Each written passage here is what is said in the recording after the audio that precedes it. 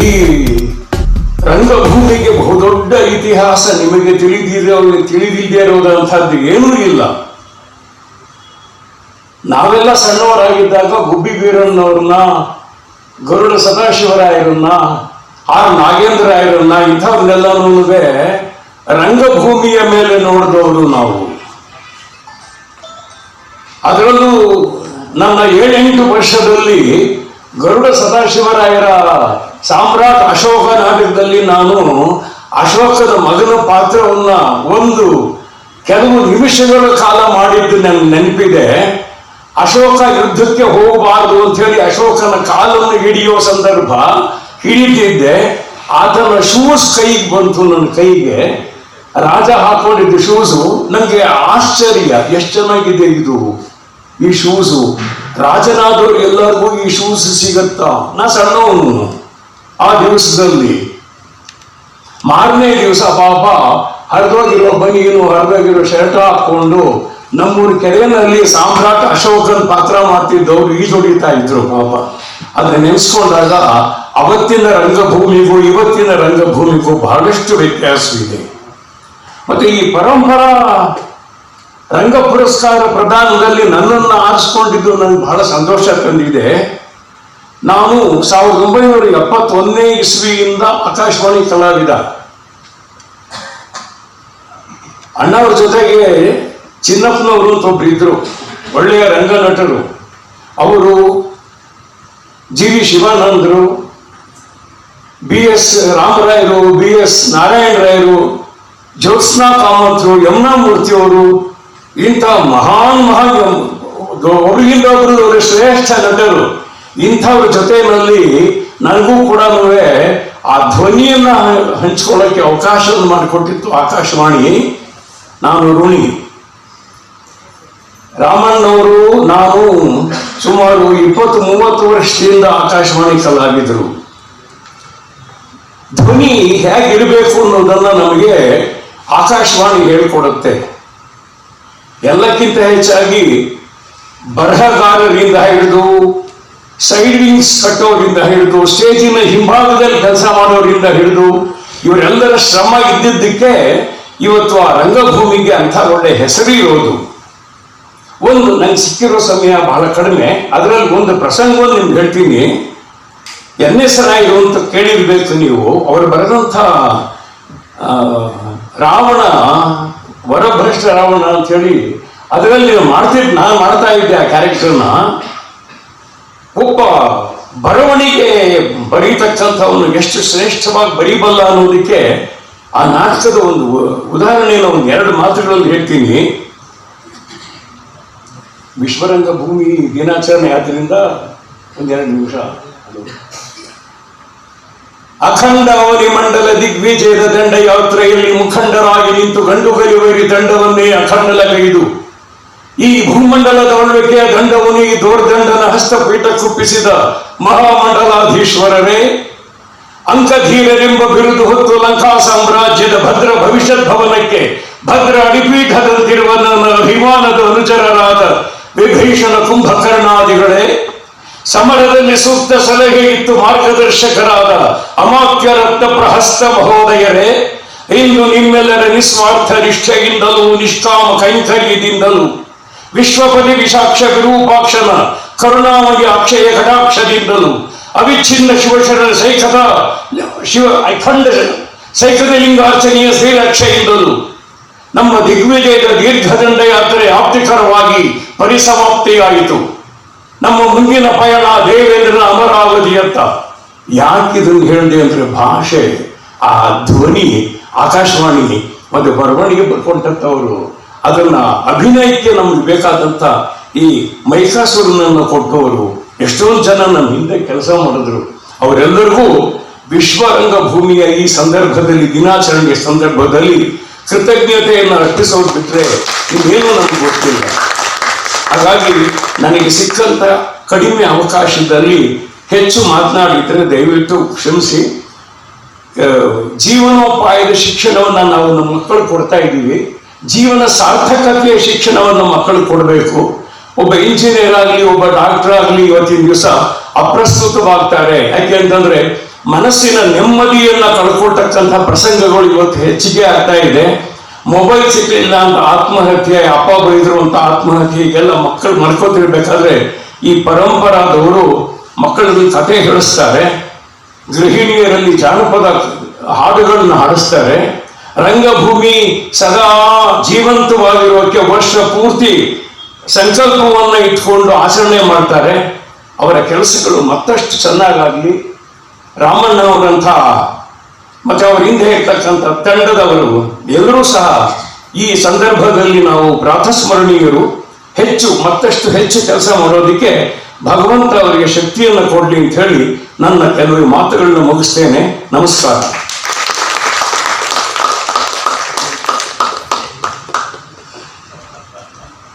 ಬೀಚಿಯವ್ರದ್ದು ಒಳ್ಳೆ ಮಾತಿದೆ, ಹಸಿವು ಚೆನ್ನಾಗಿದ್ರೆ ಊಟ ಚೆನ್ನಾಗೇ ಇರುತ್ತೆ ಅಂತ. ಅಂದ್ರೆ ಈ ಮಹನೀಯರೆಲ್ಲ ಹಾಗಿದೆ, ಆ ಕಲೆಯ ಹಸಿವು, ಆ ಸಮಾಜಕ್ಕೆ ಏನೋ ಒಂದು ಕೊಡಬೇಕು ಅನ್ನೋ ಹಸಿವು ಅವ್ರನ್ನೆಲ್ಲ ಈ ಸಾಧನೆ ಮಾಡಿದೆ. ಅವರಿಂದ ನಾವೆಲ್ಲರೂ ಕಲಿಬೇಕಾಗಿರೋದು ಅವರ ವಿನಯ, ಶ್ರದ್ಧೆ. ನೋಡಿ, ಅವರು ಎಂತಹ ಸಾಧಕರು, ಆದರೆ ಆ ವಿನಯ ಹೇಗಿದೆ, ನಾವೇನು ಮಾಡೇ ಇಲ್ಲ ಅನ್ನೋ ರೀತಿಯಲ್ಲಿ ಇರ್ತಾರೆ. ಕಲೆಗೆ ಎಷ್ಟು ಗೌರವ ಕೊಡ್ತಾರೆ ಮತ್ತು ಕೆಲಸ ಮಾಡೋದು ಪ್ರೋತ್ಸಾಹ ಕೊಡ್ತಾರೆ. ಈ ಬಂದಿದ್ದಕ್ಕೆ ನಮ್ಮ ರಂಗ ಪುರಸ್ಕಾರ ಸ್ವೀಕರಿಸಲಿಕ್ಕೆ ಧನ್ಯವಾದಗಳು ಸರ್. ಈಗ ನಾನು ಮನವಿ ಮಾಡ್ಕೊಳ್ತೇನೆ ಶ್ರೀಮತಿ ರತ್ನ ಸಕಲೇಶ್ಪುರ ಅವ್ರನ್ನ ಒಂದು 2 ಮಾತುಗಳು ಒಂದು ಒಳ್ಳೆ ಹಾಡಿಗಾಗಿ. ಮೇಡಮ್, ದಯಮಾಡಿ.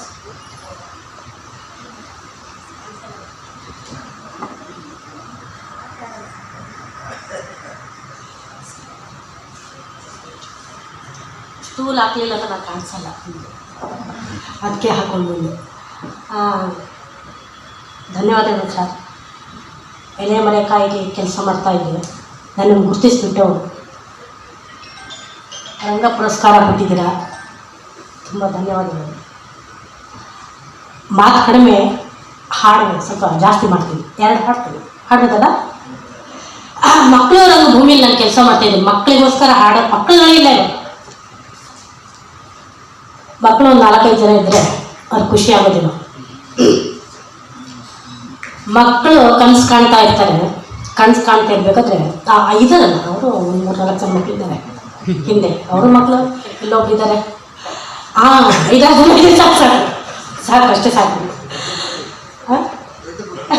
ದೊಡ್ಡವರು ಇದ್ದಾರೆ.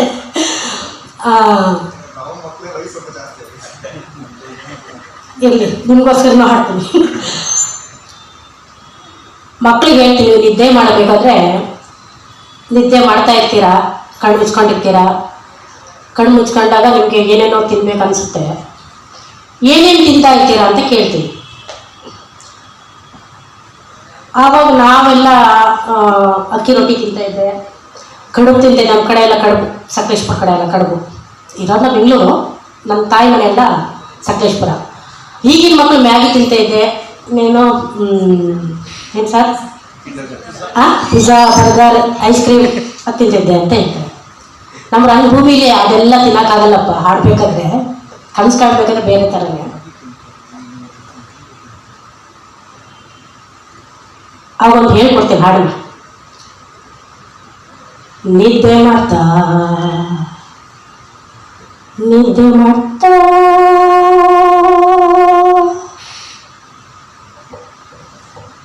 ನಿದ್ದೆ ಮಾಡ್ತಾ ನಿದ್ದೆ ಮಾಡ್ತಾ ನಿದ್ದೆ ಮಾಡ್ತಾ ನಿದ್ದೆ ಮಾಡ್ತಾ ನಿದ್ದೆ ಮಾಡ್ತಾ ನಾನೊಂದು ಕನಸ ಕಾಣ್ತಿದ್ದೆ.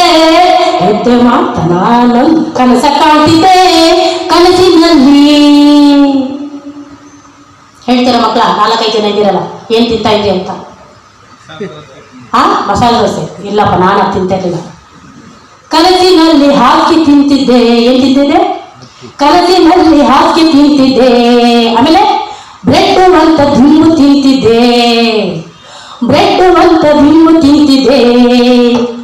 ಹಾಕಿ ತಿಂತಿದ್ದೆ, ಧಿಮ್ಮು ತಿಂತಿದ್ದೆ. ಹಾಕಿ ತಿಂತಿದ್ದೆ, ಧಿಮ್ಮು ತಿಂತಿದ್ದೆ. ಆಮೇಲೆ ಜಾಮೂನ್ ಅಂತ ಏನ್ ತಿಂತ ಇದ್ದೆ? ಮಕ್ಕಳೇ ಹೇಳ್ಬೇಕಪ್ಪ, ಹಿಂದ್ಗಡೆ ಕೂತ್ಕೊಂಡಿದ್ರ. ಜಾಮೂನ್ ಅಂತ ಪಕ್ಕದವನ ಬೆರಳು ತಿಂತಿದ್ದೆ. ಜಾಮೂನ್ ಅಂತ ಪಕ್ಕದವನ ಬೆರಳು ತಿಂತಿದ್ದೆ. ಸುಮ್ಮನೆ ಇಲ್ಲ, ಸುಮ್ಮನೆ ಇರಲಿಲ್ಲ. ಅವನೆದ್ದ ಜಾಡ್ಸೋದ್ದ, ನಾ ತಿಳ್ಕೊಂಡ್ಬಿತ್ಕೊಂಡೆ. ಅವನೆದ್ದ ಜಾಡ್ಸೋದ್ದ, ನಾ ತಿಳ್ಕೊಂಡ್ಬಿತ್ಕೊಂಡೆ. ನಿದ್ದೆ ಮಾಡ್ತಾ ನಿದ್ದೆ ಮಾಡ್ತಾ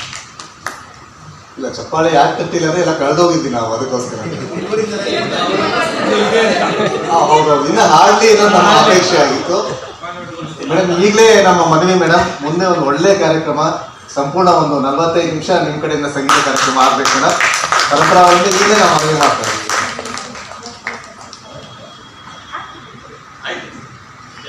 ಧನ್ಯವಾದಗಳು ಮೇಡಮ್. ನಮ್ಮ ಪ್ರೀತಿಯ ಆಹ್ವಾನ ಮನ್ನಿಸಿ ಬಂದು ರಂಗ ಪುರಸ್ಕಾರವನ್ನು ಸ್ವೀಕರಿಸಿ, ಜೊತೆಗೆ ಇಷ್ಟು 2 ಒಳ್ಳೆಯ ಹಾಡುಗಳು, ಅದರಲ್ಲೂ ಒಂದು ಹಾಸ್ಯಭರಿತ ಒಂದು ಹಾಡಾದರೆ, ಇನ್ನೊಂದು ಇಷ್ಟೊಂದು ನಮ್ಮ ಎಲ್ಲೋ ಒಂದು ಬೇರೆ ಲೋಕಕ್ಕೆ ಕೊಂಡೊಯ್ದಂತಹ ಹಾಡು. ಧನ್ಯವಾದಗಳು ಮೇಡಮ್.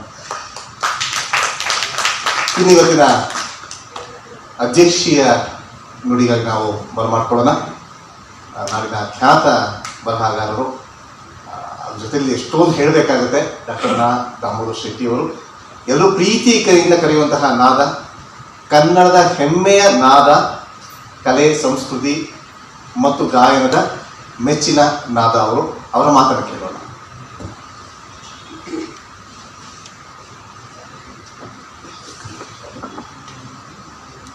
ವೇದಿಕೆ ಮೇಲಿರುವ ರಾಮಕೃಷ್ಣ ಅವರೇ,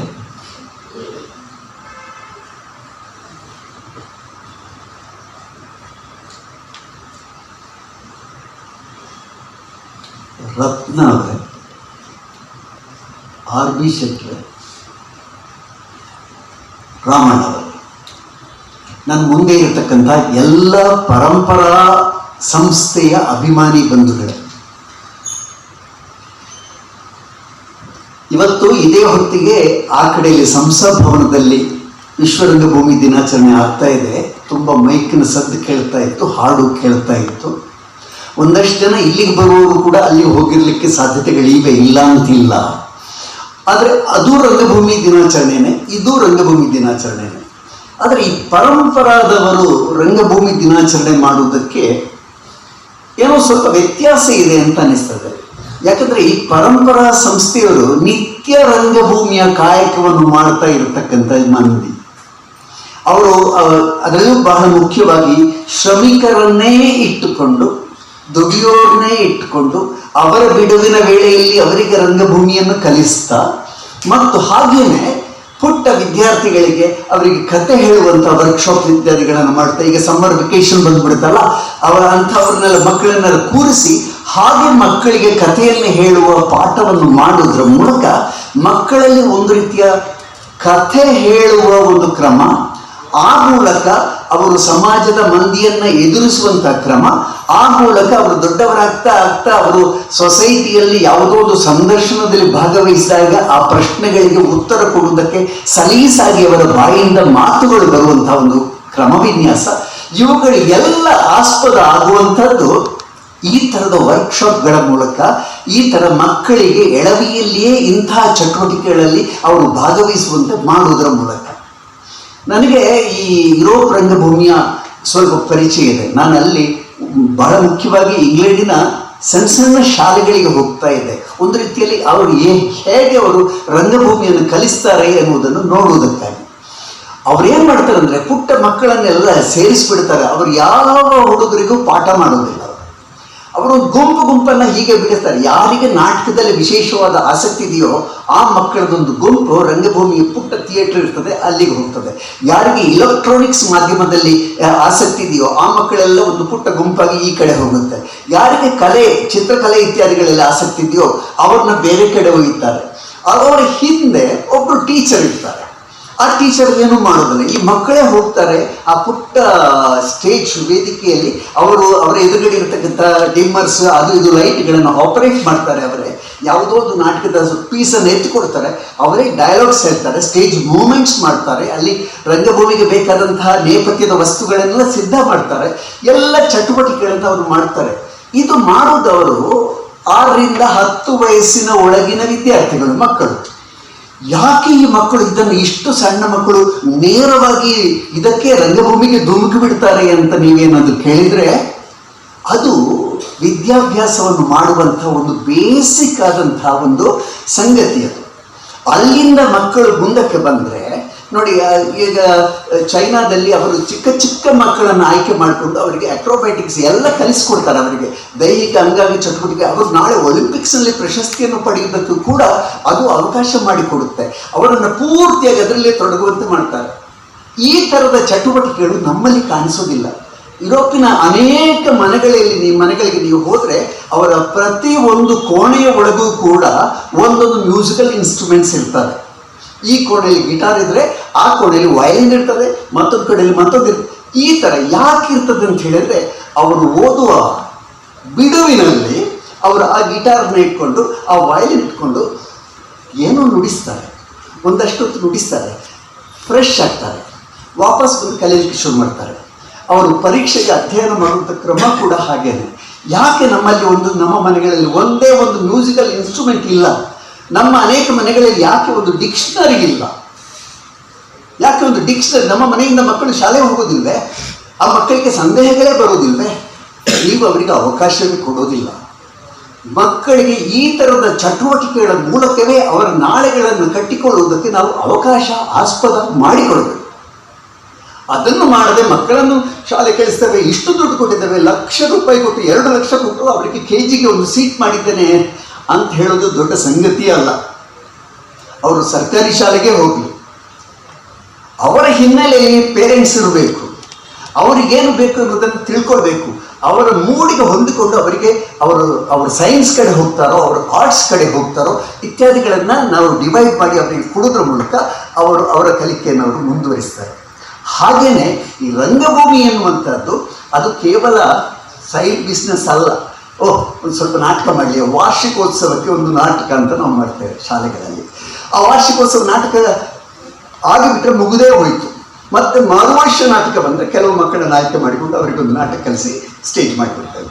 ಅಲ್ಲಿಗೆ ಆ ವರ್ಷದ್ದು ಮುಗಿದೇ ಹೋಯಿತು. ಅದಲ್ಲ, ಸರ್ಕಾರ ಕೂಡ ನ್ಯಾಷನಲ್ ಎಜುಕೇಷನ್ ಪಾಲಿಸಿಯಲ್ಲಿಯೇ ಮಕ್ಕಳಿಗೆ ಶಿಕ್ಷಣ ಕೊಡುವುದರ ಬಗ್ಗೆ, ರಂಗ ಶಿಕ್ಷಣ ಕೊಡುವುದರ ಬಗ್ಗೆ ಮಹತ್ವದ ಕೆಲವು ದಾಖಲೆಗಳನ್ನು, ಕೆಲವು ಸಂಗತಿಗಳನ್ನು ಅವರು ಹೇಳಿಕೊಟ್ಟಿದ್ದಾರೆ.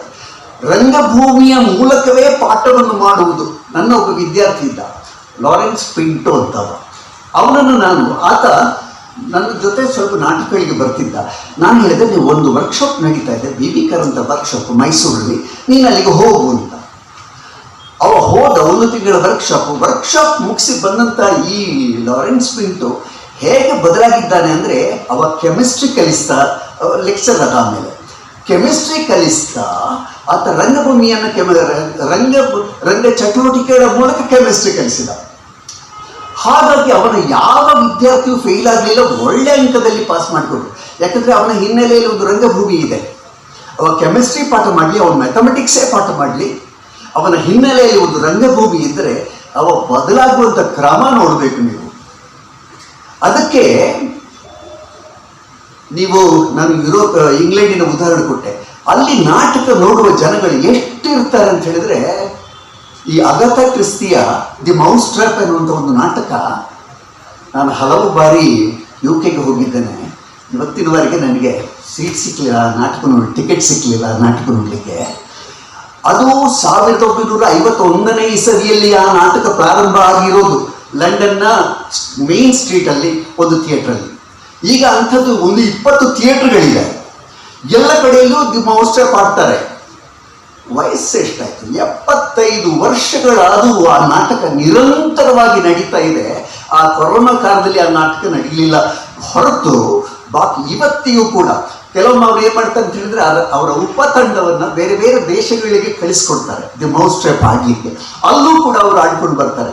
ನೋಡಿ, ಆ ನಾಟಕಕ್ಕೆ ಅದು ಆ್ಯಕ್ಚುಲಿ ಅದೊಂದು ಕಮರ್ಷಿಯಲ್ ಡ್ರಾಮಾ, ಕಮರ್ಷಿಯಲ್ ಪ್ಲೇ. ತುಂಬ ಸಂಗತಿಗಳು, ಅಸಂಗತ ಸಂಗತಿಗಳು ಎಲ್ಲ ಬರ್ತವೆ ಅದರಲ್ಲಿ. ಆದರೆ 75 ವರ್ಷಗಳಿಂದ ಒಂದು ನಾಟಕವನ್ನು ನಡೆಸ್ಕೊಂಡು ಬರ್ತಿದ್ದಾರಲ್ಲ, ಮತ್ತು ಇವತ್ತಿಗೂ ಅವರಿಗೆ ಈ ಇಂಗ್ಲೆಂಡಿಗೆ ಹೋಗುವಂಥ ಜನಗಳೆಲ್ಲ ಒಂದು ಬಗೆಯ ಫ್ಲೋಟಿಂಗ್ ಪಾಪ್ಯುಲೇಷನ್ ಇರುತ್ತೆ. ಅವರು ಬಂದವರೆಲ್ಲರೂ ಕೂಡ ಲಂಡನ್ ಸಿಟಿ ಒಳಗಡೆ ಅದನ್ನೊಂದು ಮಾಡಿರ್ತಾರೆ ಅವರು. ಈ ಸಲ ನಾನು ಮೌಸ್ ಟ್ರ್ಯಾಪ್ ನೋಡಿಯೇ ಹೋಗೋದು ಅಂತ. ಆ ಥರದ ಎಷ್ಟೋ ಮಂದಿ ಬರ್ತಾರೆ, ನಾಟಕ ನೋಡಿ ಹೋಗ್ತಾರೆ. 42nd ಸ್ಟ್ರೀಟ್ ಅನ್ನುವಂಥ ಇನ್ನೊಂದು ಕಮರ್ಷಿಯಲ್ ಪ್ಲೇ ಇದೆ. ಆ ನಾಟಕ ಕೂಡ ಇದೇ ಥರ ರಶ್. ಆ ನಾಟಕ ಸುಮಾರು 45-50 ವರ್ಷಗಳ ಆಗಿದೆ ಥಿಯೇಟ್ರಲ್ಲಿ ಆಡುವಂಥದ್ದು. ವಿಶೇಷ ಸರ್ಕಸ್ಗಳನ್ನೆಲ್ಲ ಮಾಡ್ತಾರೆ ಥಿಯೇಟರ್ ಒಳಗಡೆ. ಇದ್ದಕ್ಕಿದ್ದಾಗೇನೆ 7 ಮಹಡಿಯ ದೊಡ್ಡ ಬಿಲ್ಡಿಂಗ್ ರಂಗಭೂಮಿ ಮೇಲೆ ಕಾಣ್ತದೆ. ಮತ್ತೊಮ್ಮೆ ನೋಡಿದ್ರೆ ಆ ಮಹಡಿಯಿಂದ ಇವ ಸ್ವಿಮ್ಮಿಂಗ್ ಪೂಲ್ ಒಳಗಡೆ ದಬ್ಬಂತ ಹಾರ್ತಾನೆ. ಅದೆಲ್ಲ ಮಾಡ್ತಾರೆ, ಮ್ಯಾಜಿಕ್ಗಳೆಲ್ಲ ಇವೆ ಅದರಲ್ಲಿ. ಆದರೆ ಎಂಥ ಮ್ಯಾಜಿಕ್ಕೇ ಇರಲಿ, ರಂಗಭೂಮಿಯನ್ನ ಆ 5 ಅಡಿ 9 ಇಂಚಿನ ವ್ಯಕ್ತಿಯನ್ನ ನಮ್ಮ ಎದುರುಗಡೆ ತೋರಿಸ್ತಾರಲ್ಲ, ಸಜೀವವಾಗಿ ಜೀವಂತವಾಗಿ ತೋರಿಸ್ತಾರಲ್ಲ, ಹಾಗೆ ರಂಗಭೂಮಿ ಎನ್ನುವಂಥ ಜೀವಂತ ಕಲೆಯನ್ನು ನೋಡೋದಕ್ಕೆ ಅಲ್ಲಿ ಮಂದಿ ಎಷ್ಟು ಹಾತೊರೀತಾರೆ. ಅವರೆಲ್ಲ ಸಿನಿಮಾ ಬಿಟ್ಟಿದ್ದಾರೆ. ಸಿನಿಮಾ ಬೇಕಾದ್ರೆ ಅವ್ರ ಟಿವಿಯಲ್ಲಿ ಇದೆ, 100 ಚಾನಲ್ಗಳಿವೆ ಅವ್ರ ಟಿವಿಯಲ್ಲಿ, ಬೇಕಾದ್ರೆ ನೋಡ್ಬೋದು, ಅದು ಅಲ್ಲಿ ಇರ್ತದೆ. ನಾಟಕ ಮಾತ್ರ ಅವ್ರು ಬಿಡೋದಿಲ್ಲ. ನಾನು ಯಾವುದೋ ಒಂದು ಹಳ್ಳಿಗೆ ಹೋಗಿದ್ದೆ, ಅಲ್ಲಿ 2 ಥಿಯೇಟರ್ಗಳು, ಆ ಕಡೆ ಒಂದು ಈ ಕಡೆ ಒಂದು. ಹಳ್ಳಿ ಹಿರಿಯರೆಲ್ಲ ದೊಡ್ಡ ದೊಡ್ಡ ನಗರಗಳಿಗೆ ಅವರು ವಿದ್ಯಾಭ್ಯಾಸಕ್ಕೆ ಹೋಗಿರ್ತಾರೆ, ವಯಸ್ಸಾದವರು ಅಲ್ಲಿರೋದು. ಅವರ ಎಂಟರ್ಟೈನ್ಮೆಂಟ್ ಏನು ಅಂತ ಹೇಳಿದ್ರೆ ಇದೇ ರಂಗಭೂಮಿ. ಅವರು ಒಂದೊಂದು ನಾಟಕ, ಆ ಥಿಯೇಟ್ರಲ್ಲೂ ನಾಟಕ ನೋಡಲಿಕ್ಕೆ ಜನ ಸೇರ್ತಾರೆ, ಈ ಥಿಯೇಟ್ರಲ್ಲೂ ಸೇರ್ತಾರೆ. ಮ್ಯಾಟ್ನಿಗೆ ನಾನು ಒಂದು ಥಿಯೇಟ್ರಿಗೆ ಹೋದರೆ ಆ ಥಿಯೇಟ್ರಲ್ಲಿ ಇರುವಂಥ ಎಲ್ಲ ವಯಸ್ಕರು ಆದರೂ ಕೂಡ ರಂಗಭೂಮಿ. ಅವರು ಯಾಕೆ ಹೀಗೆ ಅಲೆದಾಡಿಕೊಂಡು ಥಿಯೇಟ್ರಿಗೆ ಬರಬೇಕು, ಮನೆಯಲ್ಲಿ ಸಿನಿಮಾ ಕೂತ್ಕೊಂಡು ನೋಡ್ಬೋದಲ್ಲ ಅಂತ ಹೇಳ್ಕೊಂಡು ಕೂತ್ಕೊಂಡು ಇರೋದಿಲ್ಲ. ಅವರು ನೋಡೋದು ಮಾತ್ರ ಅಲ್ಲ, ಇಂಟರ್ವೆಲ್ ಹೊತ್ತಿನಲ್ಲಿ ಅವರು ಪರಸ್ಪರ ಡಿಸ್ಕಸ್ ಮಾಡುವಂಥದ್ದು ನೋಡಬೇಕು. ಆ ನಾಟಕದ ಇಡೀ ಚರ್ಚೆಗಳನ್ನು ಅವರು ಮಾಡ್ತಾರೆ. ಆ ಮೂಲಕ ರಂಗಭೂಮಿಯ ಮೂಲಕ ತಿಳ್ಕೊಳ್ಳಿಕ್ಕೆ ನಮಗೆ ಎಷ್ಟಿದೆ. ನಮ್ಮ ಬದುಕನ್ನೇ ರಂಗಭೂಮಿಯ ಮೇಲೆ ತೋರಿಸುವುದಲ್ಲದೆ ನಮ್ಮ ಬದುಕಿನ ಒಂದು ಭಾಗವನ್ನು ನಾವು ರಂಗಭೂಮಿಯ ಮೇಲೆ ಕಾಣಬಹುದು. ಕಾಣ್ತಾ ನಮ್ಮ ಎಲ್ಲಿ ರಂಗಭೂಮಿಯ ಕಲಾವಿದ ಎಲ್ಲಿ ಎಡವಿದ್ದಾನೆ ಅಂತ ನೋಡಿಕೊಂಡು ಇದೇ ಎಡವುವಿಕೆ ನಮ್ಮಲ್ಲಿಯೂ ಕೂಡ ಇದೆಯಾ ಅಂತ ನಾವು ಗಮನಿಸಿಕೊಂಡು ನಮ್ಮ ಎಡವುವಿಕೆಯನ್ನು ನಾವು ತಿದ್ದುಕೊಳ್ಬಹುದಲ್ಲ. ಆ ಥರದ ಪ್ರೇರೇಪಣೆಯನ್ನು ನಮಗೆ ಕೊಡುವುದಕ್ಕೆ ರಂಗಭೂಮಿಗೆ ಸಾಧ್ಯ. ಆದ್ದರಿಂದಲೇ ರಂಗಭೂಮಿ ಇವತ್ತಿಗೂ ಕೂಡ ಜಗತ್ತಿನ ಅತ್ಯಂತ ಮಹತ್ತರವಾದಂತಹ ಒಂದು ಕಲಿಕೆ, ವಿದ್ಯಾಭ್ಯಾಸ. ಅದನ್ನು ಬಿಟ್ಟು ಇನ್ನೊಂದಿಲ್ಲ. ಇಂತಹ ರಂಗಭೂಮಿಯನ್ನು ನೆನಪು ಮಾಡಿಕೊಳ್ಳುವುದು, ಎಲ್ಲಾದರೂ ಮಂದಿಗೆ ಸ್ವಲ್ಪ ನಡುವೆ ಸಣ್ಣ ಒಂದು ನಿದ್ರೆ ಬಂದು ಬಿಡುತ್ತದಲ್ಲ, ಆ ನಿದ್ರೆಯಿಂದ ಥಟ್ಟನೆ ಎಚ್ಚರಗೊಳ್ಳುವಂತೆ ಮಾಡುವುದಕ್ಕೆ ಬೇಕಾಗಿ ವರ್ಷಕ್ಕೊಮ್ಮೆ ಈ ವಿಶ್ವ ರಂಗಭೂಮಿ ದಿನಾಚರಣೆಯನ್ನು ಮಾಡುವಂಥದ್ದು. ಈಗ ಅದು ಫ್ರಾನ್ಸಲ್ಲಿ ಇದೆ, ಅಲ್ಲಿಂದ ಶುರು ಅಂತ ಇಟ್ಕೊಳ್ಳಿ, ಪ್ಯಾರಿಸ್ನಿಂದ ಶುರು ಅಂತ ಇಟ್ಕೊಳ್ಳಿ. ನಮಗೆಲ್ಲ ಮೊದಲಿಗೆ ಈ ವಿಶ್ವರಂಗಭೂಮಿ ದಿನಾಚರಣೆ ಅಂದರೆ ಏನು ಅಂತ ಆಗ್ತಿರಲಿಲ್ಲ. ಒಂದು ದೊಡ್ಡ ವಿಶ್ವರಂಗಭೂಮಿ ದಿನಾಚರಣೆ ಬಗ್ಗೆ ಒಬ್ಬರು ಕೊಟ್ಟಂಥ ಸಂದೇಶ ಬರ್ತಿತ್ತು. ಇದು ಯಾಕೆ ಸಂದೇಶ ಕೊಡ್ತಾರೆ? ಮತ್ತು ಆ ಸಂದೇಶ ನಮಗೆ ನಮ್ಮ ಚಿಕ್ಕ ವಯಸ್ಸಿನಲ್ಲಿ ಅದು ಅರ್ಥವೂ ಆಗ್ತಿರಲಿಲ್ಲ. ಇದು ಏನೋ ಒಂದು ಯಾವುದೋ ಒಂದು ದೇಶದವರೊಬ್ಬರು ಒಂದು ಸಂದೇಶ ಕೊಟ್ಟಿದ್ದಾರಂತೆ ರಂಗಭೂಮಿಗೆ, ಇರಲಿಯಪ್ಪ ಅಂತ ಅಲ್ಲಿ ಮೂಲೆಯಲ್ಲಿ ಆಗ್ತದೆ. ಆದರೆ ಕಾಲಕ್ರಮದಲ್ಲಿ ಅದೊಂದು ಎಚ್ಚರಿಕೆ.